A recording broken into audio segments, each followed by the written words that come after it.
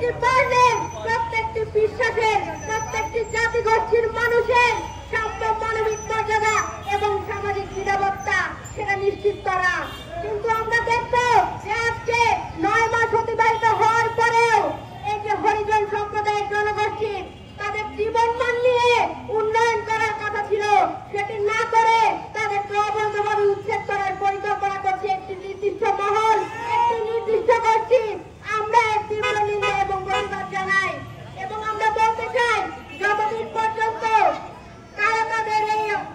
ন্যায্য আন্দোলন, ন্যায্য লড়াই জারি রাখবেন, আমরা বাংলাদেশ ছাত্র ফেডারেশন পূর্বেও বাংলাদেশের গণমানুষের, বাংলাদেশের প্রত্যেক ধর্মের বর্ণের তাদের লড়াইয়ে যেমন আমরা পাশে থেকেছি, ঠিক তেমনি ভাবে টাঙ্গাইলের হরিজন সম্প্রদায়ের প্রত্যেকটি নাগরিকের পাশে দাঁড়ানোর অঙ্গীকার জানিয়ে আমি আমার আজকের বক্তব্য এখানে শেষ করছি এবং সবশেষে বলতে চাই সকলে